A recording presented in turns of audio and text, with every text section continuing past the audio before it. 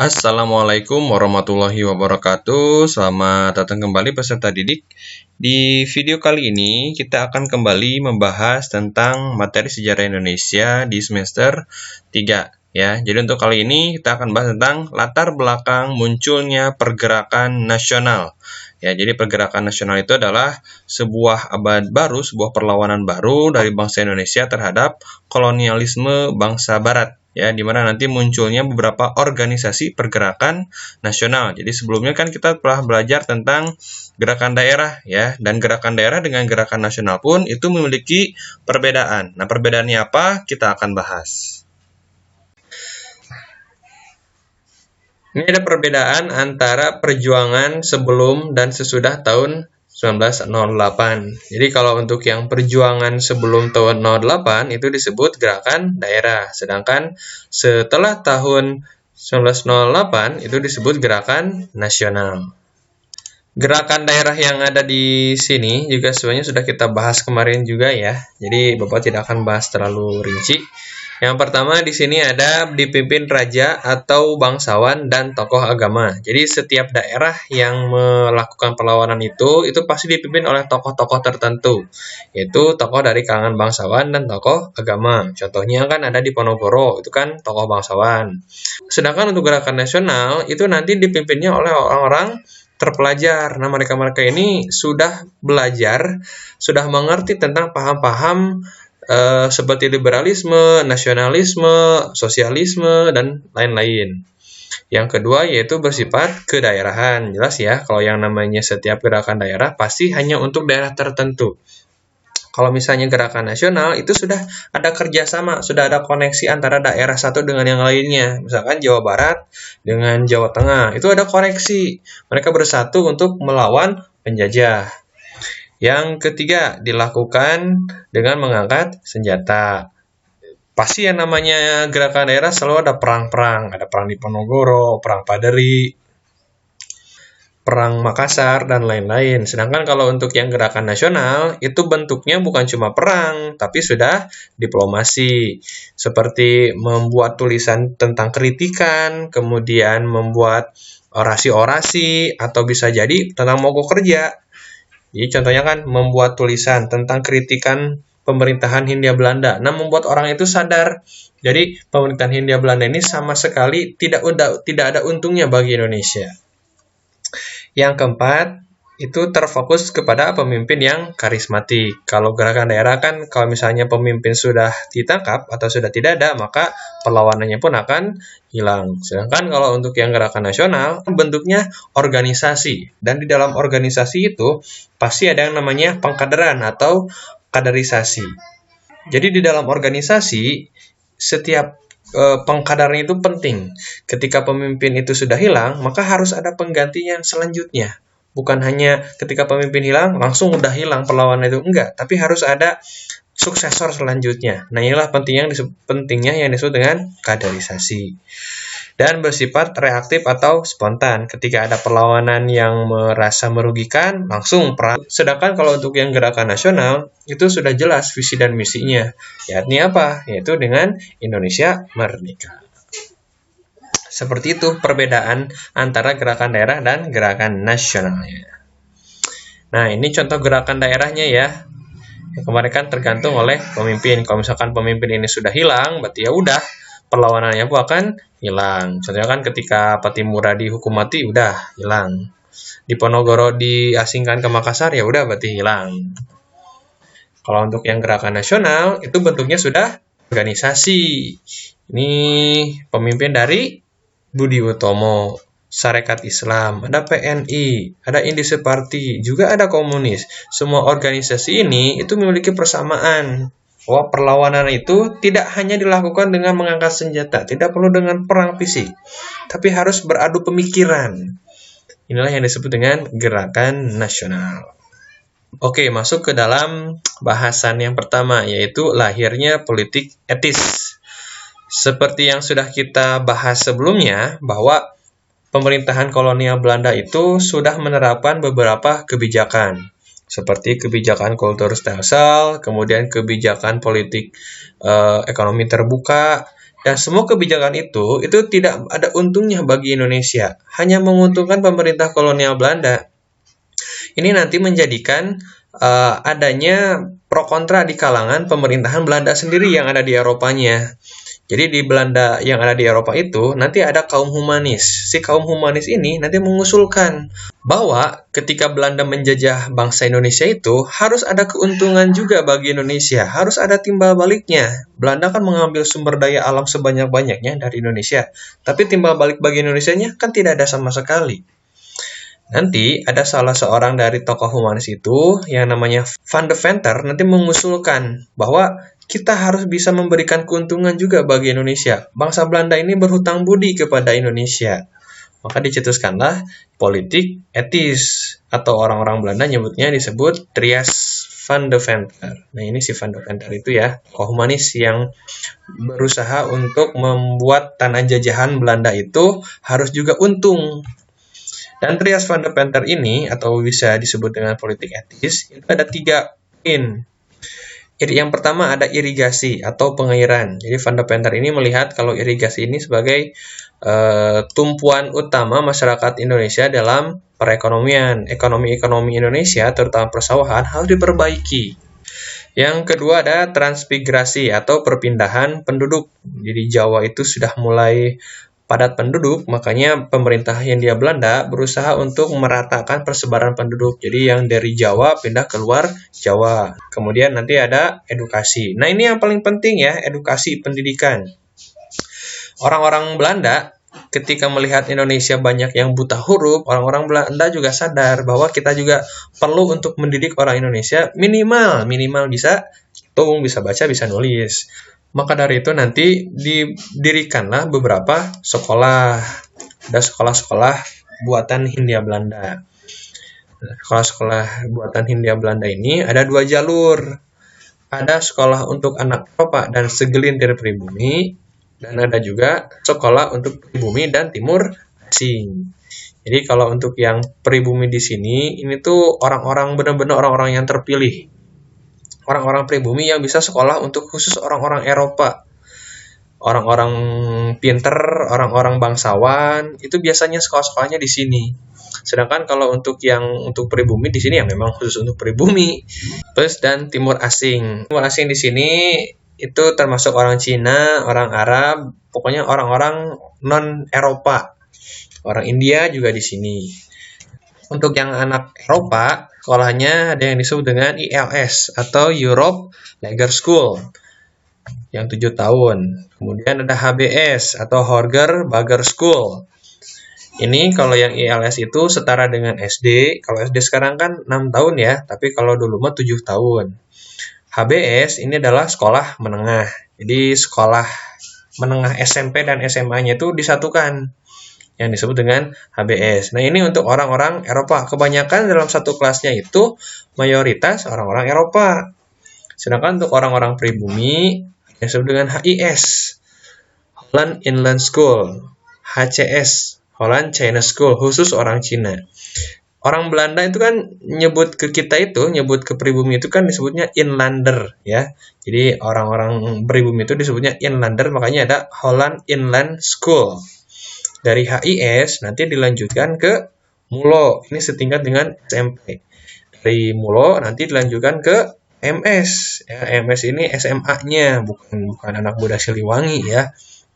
Ini adalah tingkatan-tingkatan dari setiap sekolah. Ini juga sama, kalau ILS nanti setelah ILS masuk ke HBS, HIS, Mulo, dan AMS. Jadi jalurnya itu udah seperti ini gitu. Dan sekolah di sini pun itu menggunakan bahasa pengantarnya bahasa Belanda. Orang-orang Indonesia yang mau masuk ke sini itu harus menggunakan bahasa Belanda. Setelah mereka lulus ya dari SMA ini, SMA HBS sama SMA AMS ini, mereka kan nanti akan melanjutkan pendidikannya. Ada 3 pilihan. Bisa bekerjanya itu ada di swasta, negeri, atau militer. Kemudian bisa masuk perguruan tinggi, sama kayak kita ya, kalau misalkan kita udah lulus SMA, itu kan bisa lanjut ke sekolah tinggi. Nah, ketika zaman Belanda, itu ada beberapa sekolah perguruan tinggi. Yang pertama ada Stovia. Kalau Stovia ini sekolah kedokteran. yang sekarang jadi Fakultas Kedokteran UI. Yang kedua ada Lenbow School atau Sekolah Pertanian yang sekarang jadi IPB di Bogor. Yang ketiga ada Recht Hogeschool, Sekolah Hukum. Salah satu tokoh yang terkenal dari sekolah hukum ini ya, yang julukannya itu adalah Mister ya. Mister itu bukan bukan tuan, tapi Master in the Rechten. Dan salah satu tokoh dari Sukabumi yang menimba ilmu di Recht Hogeschool ini, yang menjadi wali kota pertama kota Sukabumi, yang namanya itu dijadikan sebagai nama rumah sakit di kota Sukabumi. Ada yang tahu? Kalau tahu, jawab. Yang keempat, yaitu Teknik Hogeschool, sekolah teknik yang terkenal. Yang favorit itu terutama yang ada di Bandung ya, yang sekarang jadi ITB. Soekarno juga pernah sekolah di sini. Dan yang ketiga, yaitu melanjutkan sekolah di Belandanya yang ada di Eropanya. Yang paling banyak diminati oleh orang Indonesia itu terutama di Universitas Leiden. Jadi ini adalah jalur-jalur sekolah pada zaman pemerintahan Hindia Belanda. Dan sekolah ini juga sekaligus membuka pemikiran orang Indonesia tentang dunia di luar. Ternyata ketika Indonesia sudah bisa membaca, banyak pengetahuan-pengetahuan yang baru yang didapatkan oleh masyarakat Indonesia. Dan sebenarnya ketika Belanda menerapkan politik etis ini, itu tujuannya itu hanya untuk menciptakan tenaga kerja yang murah. Artinya pribumi yang minimal bisa bekerja untuk pemerintahan kolonial dan bisa digaji rendah. Perbedaan antara sekolah ini dengan sekolah yang di sini itu dilihat dari sarana dan prasarana. Kalau yang ILS, sekolahnya itu benar-benar perlengkapannya sangat-sangat bagus. Sedangkan kalau yang pribumi ya seadanya aja. Tenaga kerja yang dipekerjakan di sini pun itu berbeda. Contohnya ini sekolah favorit yang ada di Bandung ya, HBS sekolah SMA yang di Bandung, yang sekarang itu jadi SMA 5 sama SMA 3 ke Bandung. Ini THS-nya Teknik Holland School, sekolah teknik yang ada di Bandung yang sekarang jadi ITB. Ini tahun 29, ini tahun 2016. Memang kebanyakan bangunan-bangunan sekolah yang ada di Indonesia itu banyak bangunan yang di peninggalan pemerintahan kolonial.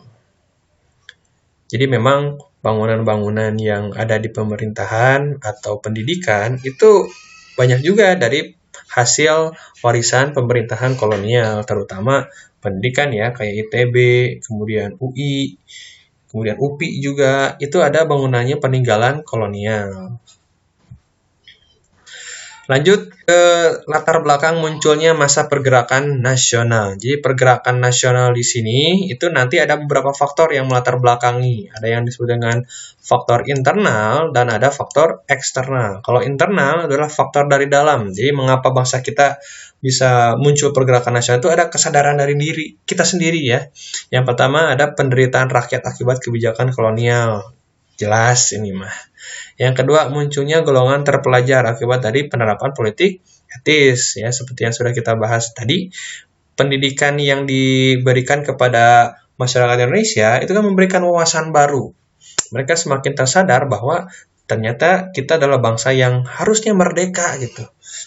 Yang ketiga yaitu perkembangan media komunikasi dan transportasi, terutama media radio ya. Radio itu benar-benar menjadi penghubung antara satu daerah dengan daerah yang lainnya. Yang keempat, yaitu ada rindu terhadap kejayaan masa lalu Indonesia yang gemilang. Artinya di sini ada romantisme sejarah. Pentingnya mengenal sejarah bahwa Indonesia itu dulunya merupakan tempat kerajaan-kerajaan yang sangat-sangat luar biasa. Seperti ada Majapahit, kemudian ada Sriwijaya, kemudian Kerajaan Gowatalo, Kerajaan Pajajaran. Nah, itu adalah kerajaan-kerajaan yang dulunya benar-benar menjadi kerajaan yang sangat kuat. Di sini timbulnya kesadaran untuk bersatu. Kita sudah sadar bahwa sudah lama kita dijajah dan kita harus bangkit. Kemudian ada faktor eksternal, faktor dari luar ya, yang membuat kita mengalami masa pergerakan. Yang pertama yaitu ada kemenangan Jepang atas Rusia pada 1905. Apa arti dari kemenangan Jepang terhadap Rusia ini? Ya, jadi sebelum tahun 1905 ada kepercayaan atau ada mitos yang mengatakan bahwa bangsa kulit putih itu tidak bisa dikalahkan oleh bangsa kulit berwarna lainnya. Artinya apa? Bangsa Eropa itu tidak bisa dikalahkan oleh bangsa Asia, bangsa Amerika, bangsa Afrika, dan lain sebagainya. Tapi ketika tahun 05, Jepang memutuskan mitos itu. Jepang berhasil mengalahkan Rusia. Ini yang mengilhami para pelajar kita, bangsa Indonesia, untuk melawan para penjajahan Belanda. Kemudian yang kedua ada berkembangnya gerakan nasionalisme di Asia dan Afrika. Baik di Asia dan Afrika itu sama-sama menjadi lumbung penjajahan kolonialisme di Eropa. Negara-negara di Asia lainnya itu sudah lama merdeka sebelum Indonesia.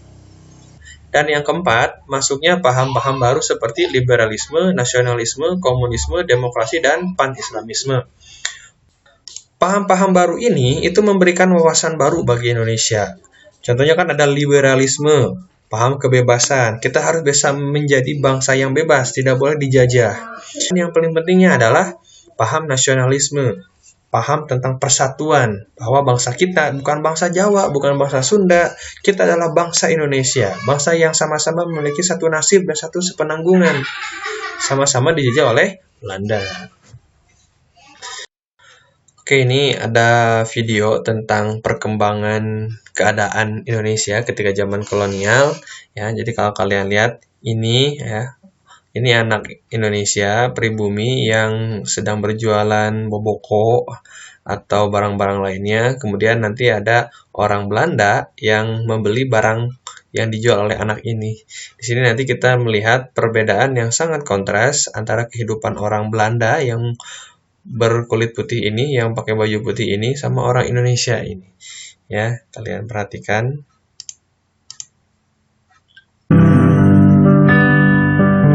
Lord, make me a rainbow, shine down on my mother. She'll know I'm safe with you and she stands under my colors. No, life ain't always what you think it ought to be. No, ain't even great, but she buries her baby in the sharp knife of a short life. And I've had just enough time. If I die young, bury me inside, lay me down on a bed of roses, sink me in the river at dawn, send me away with the words of a love song, the sharp knife of a short life. I've had just Ya, video ini Bapak ambil di Instagram, ya, jadi kalian bisa mencari video tentang perkembangan Indonesia ketika zaman Belanda seperti apa. Nah, itu saja mungkin untuk video pembahasan kali ini. Mudah-mudahan kalian paham. Terima kasih sudah menyimak video kali ini. Kalau ada yang ingin ditanyakan, silakan langsung saja. Terima kasih semuanya. Assalamualaikum warahmatullahi wabarakatuh.